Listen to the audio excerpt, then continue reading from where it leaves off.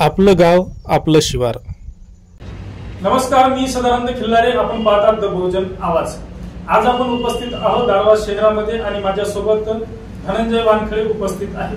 आपण त्यांच्याशी बातचीत करूया।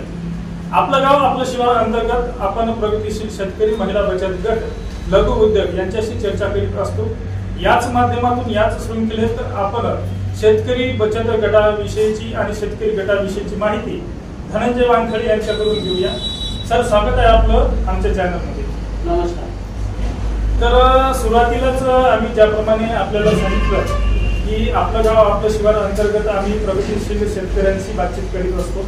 तर याच शृंखलेमध्ये आम्ही तुम्हाला शेतकरी बचत गटाविषयीची माहिती विचारणार आहोत। तर सुरुवातीला आपण आपला परिचय सांगा आणि त्यानंतर मग महिला बचत गटाची किंवा मग शेतकरी बचत गटाची कशी निर्मिती करायची आणि कसं काय बचत गट चालवायचा याविषयी सांगा। तर आपला परिचय आधी करून द्या। मी धनंजय राजेंद्र वानखळे, माझी भूमी सेवा फाउंडेशन आणि त्याचबरोबर एक फार्मर प्रोड्युसर अंतर्गत आम्ही यवतमाळ जिल्ह्यामध्ये काम करतो आहे। त्याच्या अंतर्गत आपण प्रत्येक गावामध्ये शेतकरी बचत गट निर्माण करण्याचा प्रयत्न करतो आणि शेतकऱ्यांना मार्गदर्शन करतो।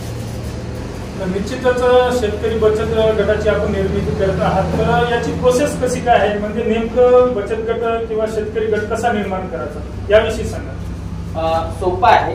आपला कृषी अधिकारी आहे, तालुका कृषी अधिकारी असतो, त्याच्याकडे आत्मा नावाचा एक विभाग आहे। आत्मा विभागाअंतर्गत प्रत्येक गावामध्ये एक शेतकरी मित्र निवडलेला आहे आणि त्या शेतकरी मित्रांतर्गत किंवा आत्मा जो सेक्टर आहे, विभाग आहे, त्याच्या अंतर्गत तुम्ही तुमचा गट रजिस्टर करू शकता। त्या गट रजिस्टर करण्यासाठी किमान त्याच्यामध्ये 25 ते 20 सभासद असणे आवश्यक आहे आणि त्यांच्याकडे सातबारा असला पाहिजे। कुटुंबातील कोणी असलं तरी चालते, पण सातबारा आवश्यक आहे। बरं, मग आता आपण एका गावामध्ये असे किती गट निर्माण करू शकतो याविषयी सांगा बरं। आपण कितीही गट निर्माण करू शकतो, पण किमान त्या गावामध्ये 5 तरी गट झाले पाहिजे, असा शासनाचा उद्देश आहे। समजा आता आपण एका गावामध्ये गेलो आणि शेतकरी गट निर्माण करण्यासाठी आपण त्या शेतकऱ्यांना सांगितलं, तर या गट निर्मितीसाठी काय काय कागदपत्र लागतील याविषयी सांगा। सर्वात पहिल्यांदा सातबारा आधार कार्ड आणि सातबारा आधार कार्ड आवश्यक आहे। त्याच्याबरोबर ते 25 सभासद आवश्यक आहे आणि त्यांनी एकत्रित फोटो पाहिजे आणि त्यांची एक मीटिंग पाहिजे, बाकी त्यांना काहीच गरज नाही। तर मग या सर्व शेतकऱ्यांनी तालुक्याच्या स्थळी येऊन कृषी सहाय्यकाशी संपर्क साधला तर होईल का? हो, नक्कीच। कृषी सहाय्यक यांच्या मार्गदर्शनाखाली आणि आत्माचा जो अधिकारी आहे, तालुक्याला आत्म्याचा अधिकारी आहे। बरं, मग हे आत्म्याचे जे अधिकारी आपण उल्लेख केलेला आहे, तर तालुक्याला किती अधिकारी असतात याविषयी सांगा। प्रत्येक तालुक्याला एक अधिकारी असतो आणि त्याच्या अंतर्गत पूर्ण तालुक्याचं काम चालते, पण त्याच्या खाली गावामध्ये एक कृषी मित्र म्हणून त्यांनी नेमलेला असतो, त्यांच्या अंतर्गत ते समायोजन ठेवतात। बरं, बचत गटाची किंवा शेतकरी गटाची निर्मिती झाल्यानंतर मग त्याची प्रोसेस कशी चालू होती? शेतकऱ्यांना अर्थसहाय्य वगैरे, योजनाचा लाभ वगैरे कसा काय मिळतो याविषयी सांगा। कसं आहे की शेतकऱ्यांना साठी शासनानं भरपूर योजना काढलेल्या आहेत। अध्यक्षांकडे पहिल्यांदा पोहोचल्यावर अध्यक्ष सगळ्या सभासदांकडे पोहोचून शासनाच्या योजना तात्काळ भेटल्या पाहिजे, हा बचत गटाचा मुख्य उद्देश आहे। त्याचबरोबर त्यांचं भांडवल वाढलं ना, तर त्या भांडवलामार्फत त्यांचं भांडवल जर 10% म्हणजे समजा 10% भांडवल जर असलं, त्यांना 90% पर्यंत कर्ज उपलब्ध करून देण्याची तयारी शासनाची आहे। त्याचबरोबर त्याच्यामध्ये 50% सबसिडीचा आहे। NLM असो विभाग आहे, पशुसंवर्धन विभागामार्फत असो किंवा उमेद मार्फत असो, कृषी मार्फत असो, अशा अनेक योजना 50% सबसिडीच्या, 35% सबसिडीच्या त्यांना तात्काळ दिल्या जातात।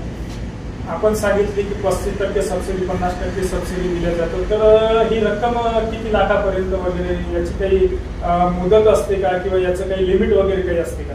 नाही, असं लिमिट वगैरे नाही, पण किमान त्याच्याकडे जर 2 एकर जमीन असेल तर तो 40 लाखापर्यंत शेळी पालनाचा प्रोजेक्ट करू शकतो। त्याच्यात 20 लाख रुपये सबसिडी असते।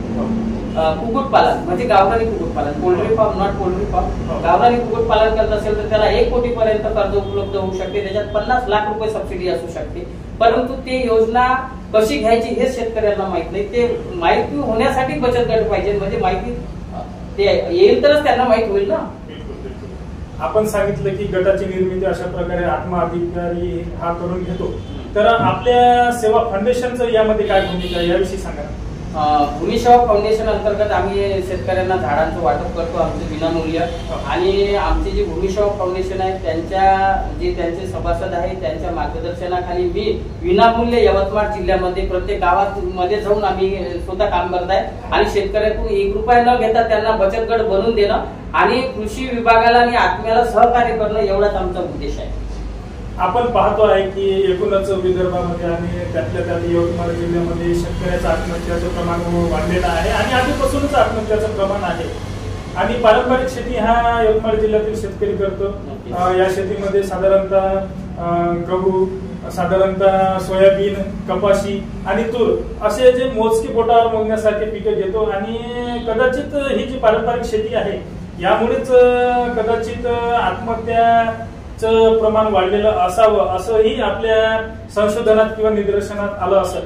तर यासोबतच कशा प्रकारची शेती करायला पाहिजे याविषयी थोडंसं सांगावं. शेतकऱ्यांनी एकच सारखं पीक सोयाबीन सारखं तर सगळेजण सोयाबीनच आणि कापूसच पेरला पाहिजे, गहू पेरला पाहिजे असं नाही झालं पाहिजे. कारण की आपल्याकडे म्हणजे आपण शेतीवर दुग्ध व्यवसाय असो किंवा शेळीपालन असो, कुक्कुटपालन असो, शेतीला जोडधंदा उभा केला पाहिजे. त्याचबरोबर आपण पारंपरिक पद्धतीने शेती करण्याचा मानस केला पाहिजे. कारण की तुम्हाला सांगतो आज ज्वारीचं पीक आहे तर तो ज्वारी देत आहे 35 रुपये किलोची. त्याच्याबरोबर गुरांसाठी म्हणजे कळपा पण देत आहे. तुम्ही सांगा सोयाबीन जर घेतलं त्या सोयाबीनचं कुठल्याच कोणतेच गहू खात नाही, बरोबर.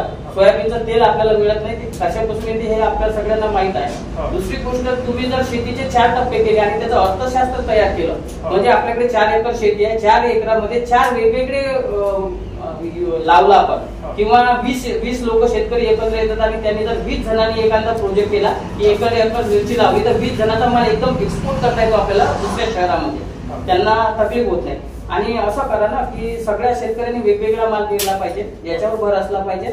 आणि शेतकऱ्यांनी 4 एकराचं 4 वेळा विभाजन करायचं एकर मध्ये, त्याच्यातून त्यांनी वेगवेगळं पीक घ्यायचं, एकच पीक घेऊ नये.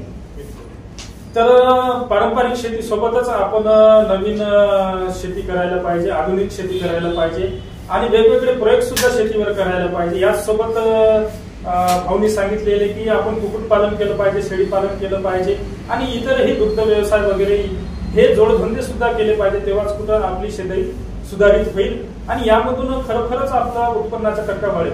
आणि त्याचसोबत आपल्याला शेतकऱ्यांसाठी जो गट निर्माण करायचा आहे तो गट निर्माण झाला पाहिजे आणि त्या माध्यमातून जर आपण शेती केली तर ती शेती खरोखरच एक अग्रगण्य शेती राहील, अशा प्रकारचं सुद्धा यांनी सांगितलेलं आहे. तर हाच आपला उद्देश होता की या माध्यमातून शेतकऱ्यांना गटाविषयीची माहिती मिळावी आणि गट निर्माण करून शेतकऱ्यांनी आधुनिक शेतीकडे वळावं आणि त्यामधून आपला उदरनिर्वाह चालवावा आणि चांगल्या प्रकारे चालवावा आणि शेतीमध्ये प्रगती करावी. भाऊ, आपण आमच्याशी बातचीत केली त्याबद्दल आपले मनापासून आभार, धन्यवाद. मी याचबरोबर आपल्या सगळ्या शेतकऱ्यांना ही विनंती करतो की शासनानं भरपूर योजना काढलेल्या आहेत, त्या योजनेचा लाभ घेण्यासाठी तुम्ही किमान तुमचे डॉक्युमेंट्स शासनापर्यंत पोहोचवा.